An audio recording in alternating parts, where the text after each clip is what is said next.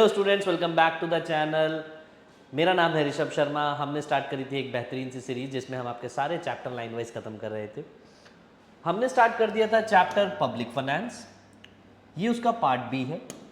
तो पहले ये देख लेते हैं कि पब्लिक फाइनेंस में हमने कौन कौन से टॉपिक कवर कर लिए थे। सबसे पहले इससे पहले वाली वीडियो में देखा था कि मीनिंग क्या होता है पब्लिक फाइनेंस, गवर्नमेंट की इनकम और एक्सपेंडिचर पॉलिसीज के बारे में जानना ही पब्लिक फाइनेंस। इसके तीन कंपोनेंट होते थे। पहला कंपोनेंट था पब्लिक रेवेन्यू, जिसे पब्लिक इनकम भी कहते थे।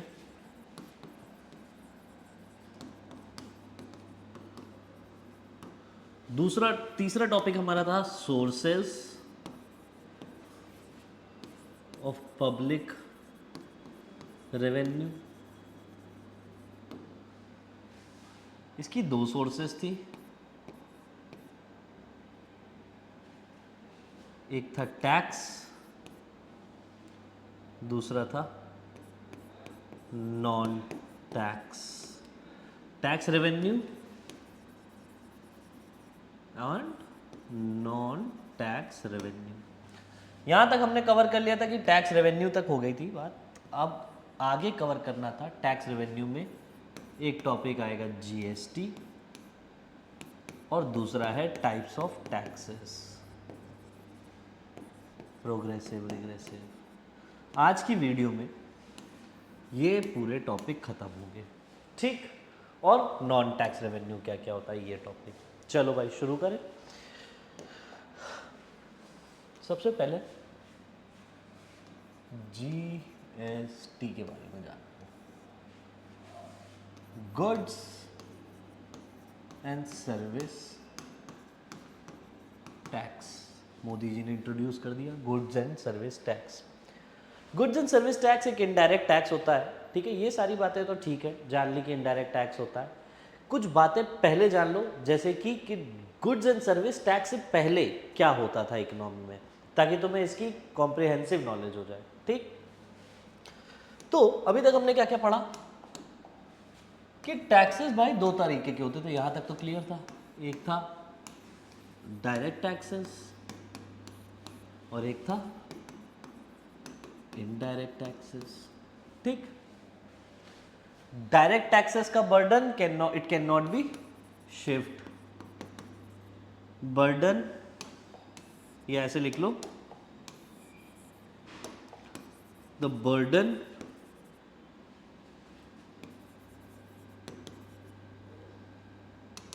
of tax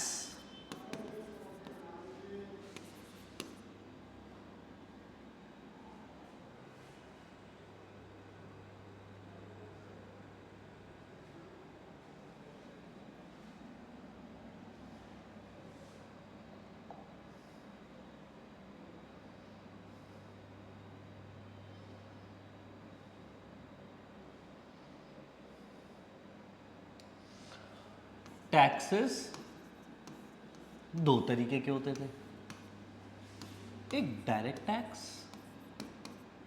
और एक इनडायरेक्ट टैक्स। डायरेक्ट टैक्स क्या होता था? This is imposed on person, ठीक, इम्पोज्ड ऑन पर्सन। और इसकी ये डायरेक्टली पे किसको किया जाता था? Persons to tax payer to government directly, ठीक है। एग्जाम्पल इनकम टैक्स लिखो भाई,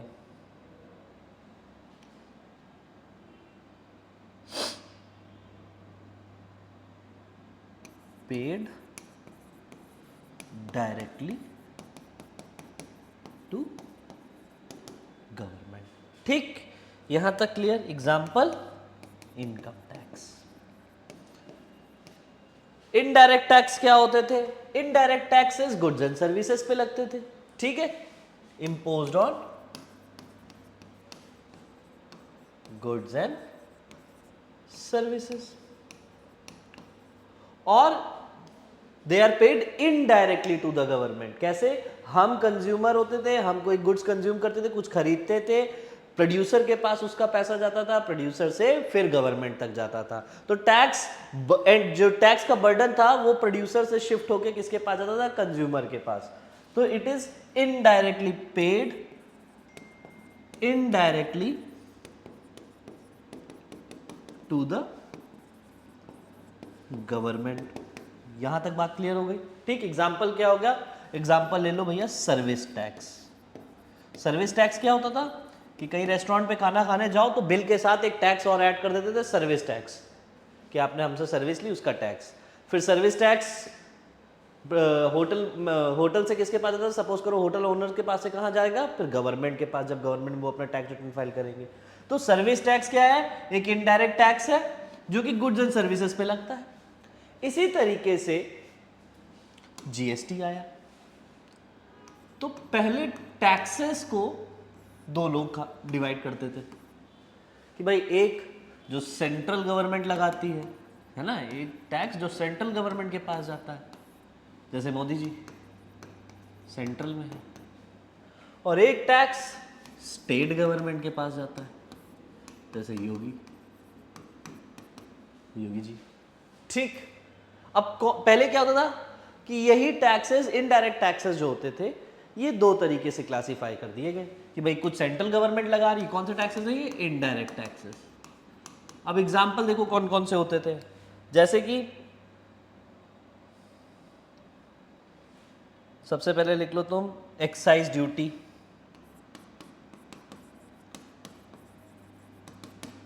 ठीक है, सर्विस टैक्स, ये भी सेंट्रल गवर्नमेंट के पास जाता था, ठीक है, सीएसटी, सीएसटी होता है सेंट्रल सेल्स टैक्स, ठीक,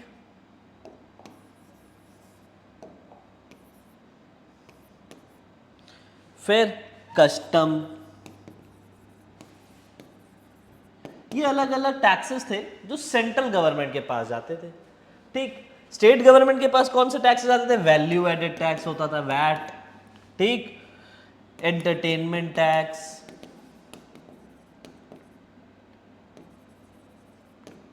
ठीक, लग्जरी टैक्स। ये सब चीजें किसके पास जाती थी? स्टेट गवर्नमेंट के पास जाती थी। अब जब जीएसटी आया तो पहले टाइम पे देखो, जीएसटी से पहले क्या था कि इतने सारे इनडायरेक्ट टैक्सेस होते थे जो सेंट्रल और स्टेट गवर्नमेंट में डिवाइड होते थे। जीएसटी के आने से क्या हुआ? ये सारे टैक्सेस एक में चले गए, यानी ये सारे टैक्सेस जो गुड्स एंड सर्विसेज पे लगते थे अलग अलग पहले, जिससे कैस्केडिंग इफेक्ट होता था। कैस्केडिंग इफेक्ट मतलब एक ही चीज पे double tax, tax on tax, ठीक, ये सारे टैक्सेस रिमूव हो गए। इन सब को मिला के एक टैक्स सिस्टम बना दिया गया जिसका नाम था क्या? GST, goods and service tax. अब कहोगे sir goods and service tax में सेंट्रल और स्टेट गवर्नमेंट को किस तरीके से हम क्लासिफाई करते हैं कि भैया अब जीएसटी में तो क्या सिर्फ जीएसटी के पास जाएगा, क्या स्टेट गवर्नमेंट को कुछ नहीं मिलेगा? हाँ भाई मिलेगा। जितने टैक्सेस मैंने अभी बताए यहाँ पर, ये सारे के सारे मिला दिए गए और क्या बना दिया गया? एसजीएसटी। एसजीएसटी मतलब state goods and services tax, ठीक है। फिर बना दिया गया सीजीएसटी। एक मिनट, ये था हमारे सेंट्रल गवर्नमेंट, ये हो गए हमारे सीजीएसटी, और ये हो गए हमारे एसजीएसटी।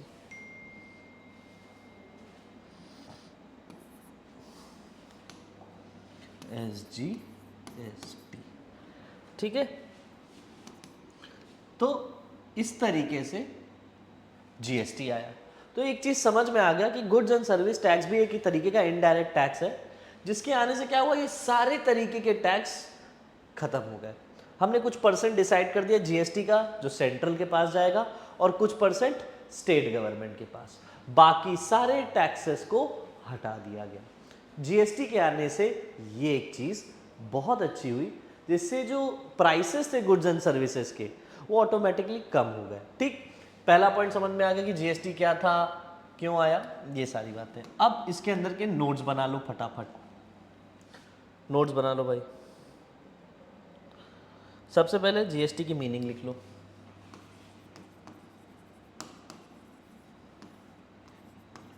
क्या है मीनिंग? कह रहा है GST with value addition at each stage, GST with value addition at each stage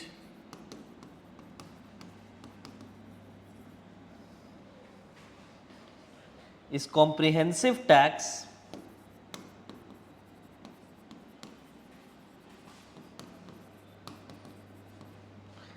levied on manufacturing of goods and services, manufacturing, sale,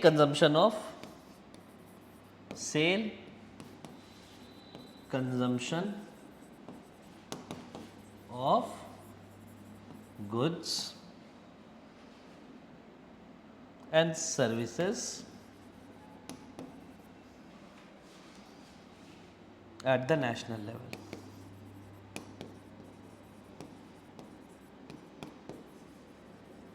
ठीक, ध्यान समझना। कह रहा है जीएसटी क्या है? GST with value addition at each stage, हर stage पे जब वैल्यू एडिशन होता है, फिर चाहे तुम मैन्युफैक्चरिंग करो, सेल करो, कंजम्पशन करो, ठीक है, ये इन सारे ही चीजों पे एक टैक्स लग रहा है जिसे हम क्या कहते हैं? जीएसटी, ठीक है। रैदर देन हर स्टेज पे अलग अलग टैक्स लगने के, हम सारी ही चीजों पे एक सिंगल टैक्स लगाते हैं जिसे हम कहते हैं गुड्स एंड सर्विसेज टैक्स, ठीक, ये हो गया। अब इसके अंदर कुछ पॉइंट्स आ जाते हैं जो आपको बहुत जरूरी है जानना और नोट कर लो, ठीक। सबसे पहला क्या है? इट इज लॉन्च्ड, कब लॉन्च हुआ था? इट इज लॉन्च्ड ऑन 1 जुलाई 2017, 1 जुलाई 2017 को था। इसके अलावा जो रेट है जीएसटी के वो नोट कर लो, कहीं गलती से पूछ लिए गए तो तुम्हें आने चाहिए, लिख लो भाई। रेट ऑफ जीएसटी अलग से लिखो, रेट ऑफ जीएसटी। सबसे पहले 4 मेन टैक्स स्लैब्स, जीएसटी में 4 मेन टैक्स स्लैब्स हैं जिसमें हम टैक्स को डिवाइड करते हैं, ठीक। सबसे पहला जो है वो है 0%, फिर 0% ऐसे इंक्लूड नहीं किया जाता, 5%, 12%, 18% और 28%, ठीक, समझ में आया? अब देखो क्या है, 5% जो टैक्स है वो एसेंशियल आइटम्स पे है। एसेंशियल आइटम्स जैसे कि 0% जो है वो किस पे? एसेंशियल आइटम जैसे फूड ग्रेन्स, इन सब पे क्या है? 0% टैक्स है। 5% किस पे है? कॉमनली यूज्ड आइटम पे, कॉमनली यूज्ड आइटम्स पे कितना है? 5%। 12 से 18% ये स्टैंडर्ड रेट्स हैं जीएसटी के, these are standard rate of GST. और 28% है लग्जरी, ठीक, लग्जरी गुड्स पे, क्लियर? ये हो गए 4 टैक्स स्लैब्स, ठीक, क्लियर? 0% एसेंशियल आइटम पे कोई टैक्स नहीं है। कॉमनली यूज्ड आइटम्स जैसे कि डिटर्जेंट, शैम्पू, ये सारी चीजों पे क्या है?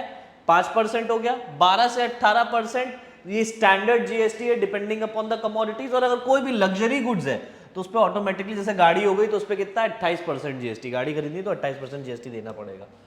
हमने अब तक ये पढ़ लिया कि जीएसटी क्या है, ठीक है, जीएसटी क्यों आया, ठीक, जीएसटी के आने से कैस्केडिंग इफेक्ट खत्म हो गया, कितने सारे टैक्स खत्म हो गए, कितना सारा पेपर वर्क खत्म हो गया, कितनी ईज ऑफ टैक्स पेइंग हो गया है, ठीक। ये सारी चीजें समझने के बाद एक टॉपिक हम लोग कवर कर लेते हैं, बेनिफिट्स, जो बहुत आसान हो जाएगा अब आपके लिए। आ जाओ भाई, बेनिफिट्स या फिर ऑब्जेक्टिव्स। क्या है ऑब्जेक्टिव्स? देख लो भाई फटाफट। सबसे पहला ऑब्जेक्टिव क्या है?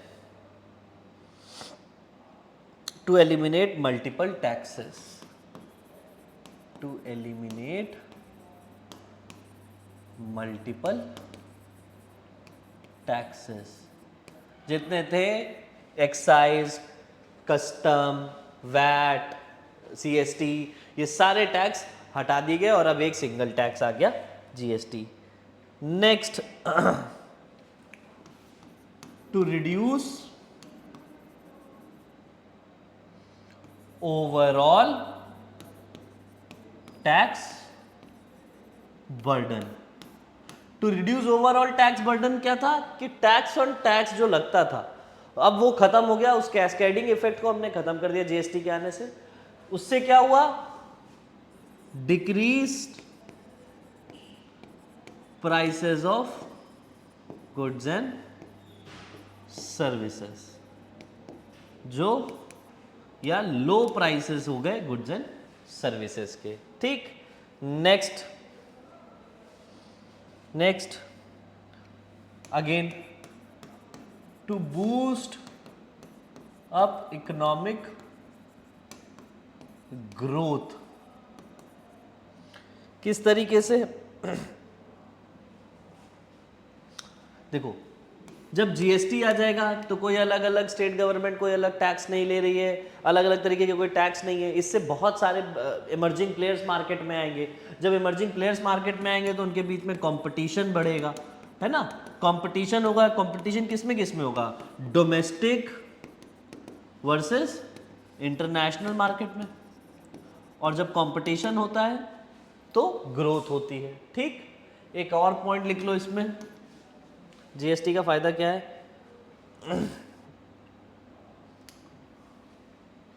To improve tax compliance, to improve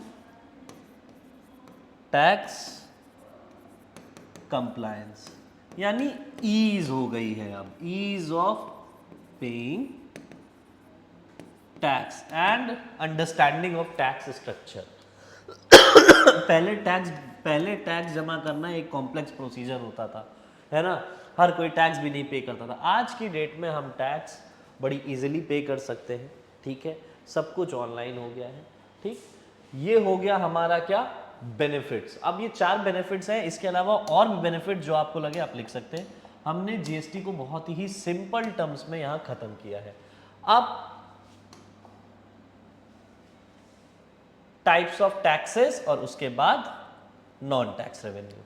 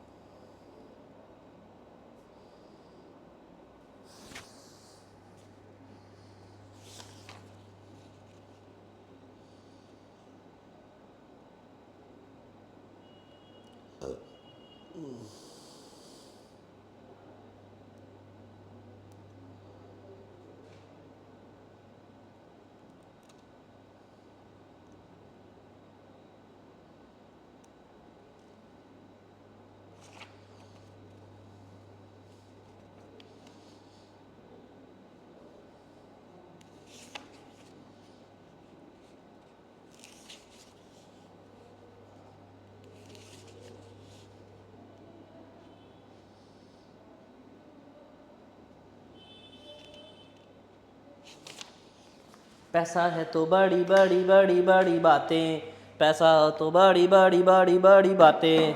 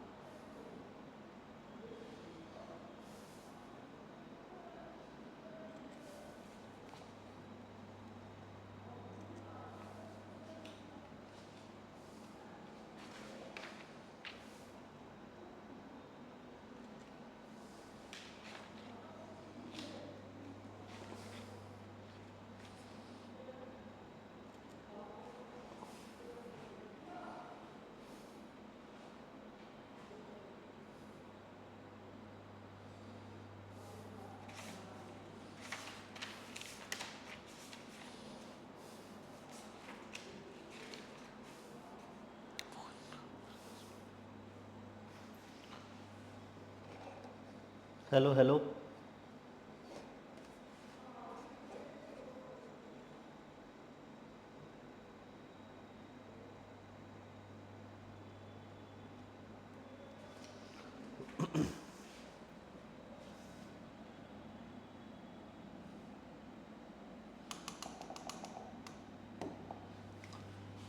types of taxes या फिर इनको अदर टाइप्स ऑफ टैक्स भी कहते हैं, अदर काइंड्स ऑफ टैक्स। तो कितने तरीके के हैं ये? एक पहला तो प्रोग्रेसिव, प्रोपोर्शनल,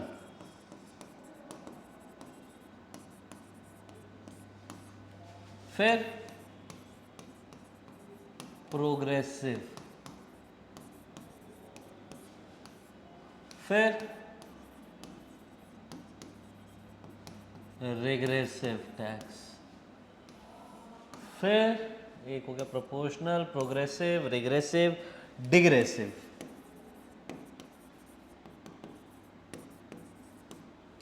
ठीक,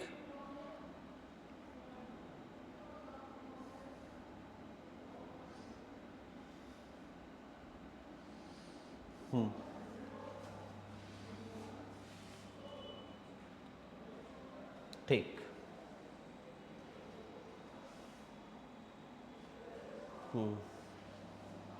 और भाई एक एक करके समझते हैं। सबसे पहला होता है प्रोपोर्शनल टैक्स। प्रोपोर्शनल टैक्स वो टैक्स होता है जो इनकम के साथ कांस्टेंट ही रहता है, चाहे इनकम टैक्स इनकम जो है आपकी टैक्सेबल इनकम वो बढ़े या घटे, टैक्स रेट सेम रहेगा। तो इसमें लिख लो क्या होता है, अ proportional tax is one in which a proportional tax is one in which the rate of tax remains same. The rate of tax remains the same. जैसे सपोज करो इनकम दे दी गई है,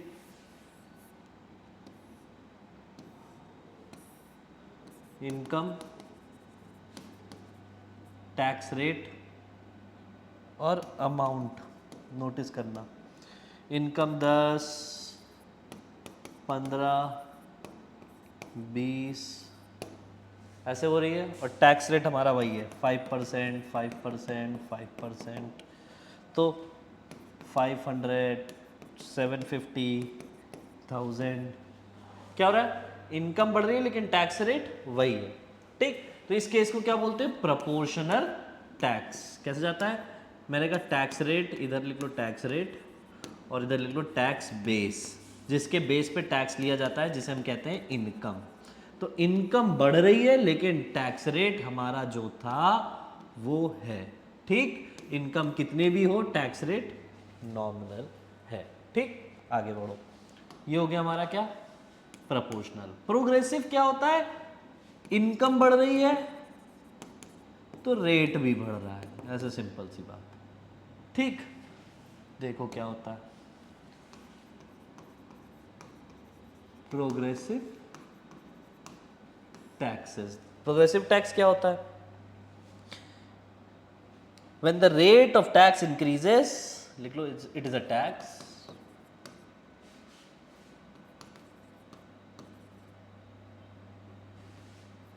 where when the rate of tax increases, no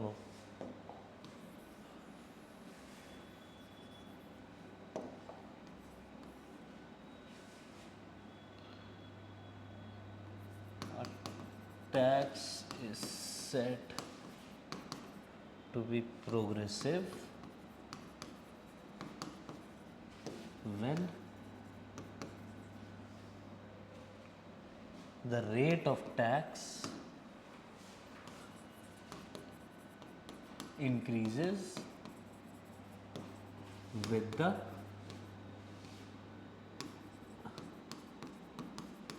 increase in income. ठीक, जैसे मैंने कहा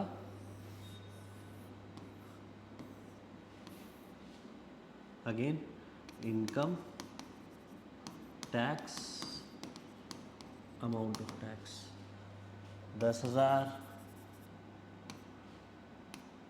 15,000 income, 20,000 income. ठीक, tax रोड़ा 5%, 10%, 20%, तो कितना हो गया 500, 1,500, 3,000। ठीक, समझ में आया? नहीं 3,000 नहीं, 4,000। ठीक ठीक, समझ में आया? ये हो गया हमारा प्रोग्रेसिव टैक्स सिस्टम। इसमें क्या है, इनकम बढ़ रही है तो टैक्स रेट भी बढ़ रहा है, कुछ इस तरीके से चलता है।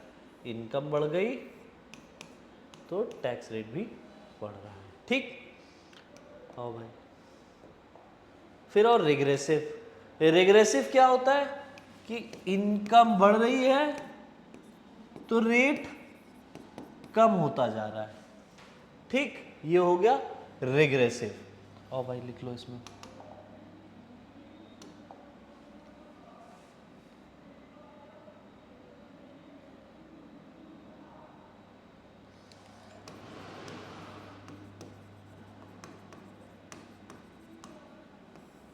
ठीक, a tax will be regressive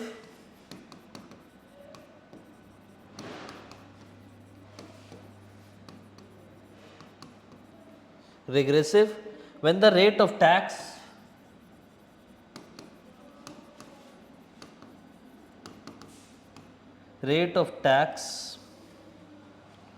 decrease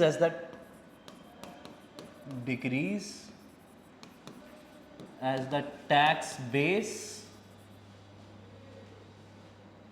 increase। Tax base क्या होता है, इनकम।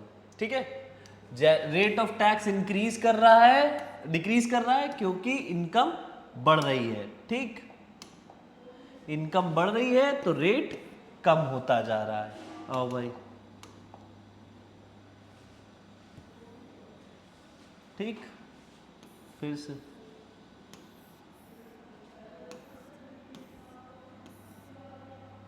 इनकम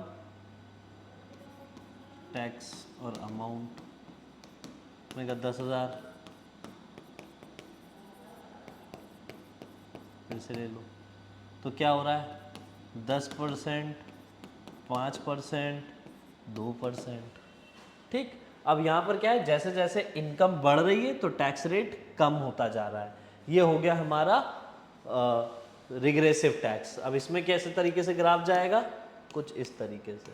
तो इधर रेट हो गया, इधर इनकम हो गई, है ना। ये हो गया हमारा क्या, regressive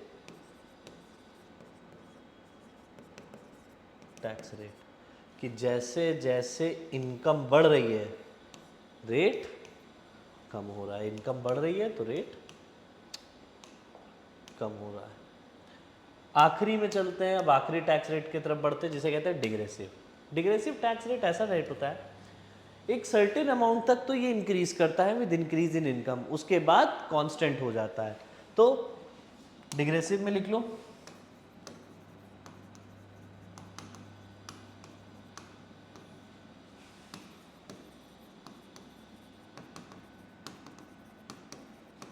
digressive tax is the tax which increases up to certain level and then remains constant। ठीक, जैसे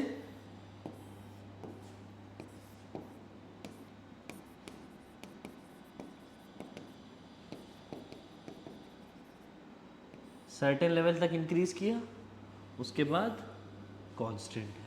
ये क्या हो गया, हमारा डिग्रेसिव कि एक पॉइंट तक तो इंक्रीज कर रहा था, ठीक, यहाँ तक इंक्रीज किया, उसके बाद से इनकम आपकी कितनी भी हो टैक्स रेट कांस्टेंट है।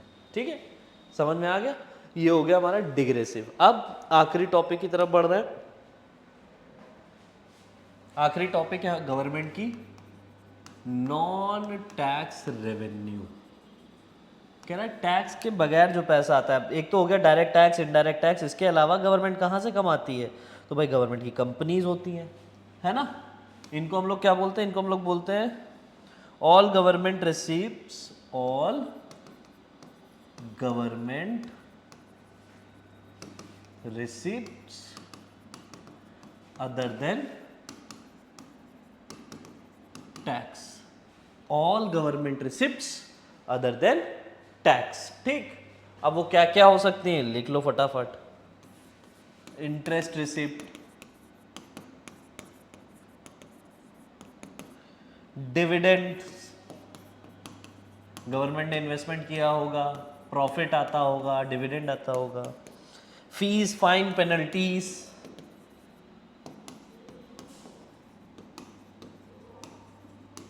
ये सारे किसका पार्ट हो गए? ये सारे पार्ट हो गए हमारे नॉन टैक्स रेवेन्यू का। ठीक, यहां होता है हमारा पब्लिक फाइनेंस का पहला पार्ट खत्म, पब्लिक फाइनेंस का पहला पार्ट यानी कि पब्लिक रेवेन्यू। ठीक है, इसके बाद पढ़ेंगे पब्लिक एक्सपेंडिचर नेक्स्ट वीडियो में, और उसके बाद पब्लिक डेट। मिलेंगे नेक्स्ट क्लास में। Thank you class.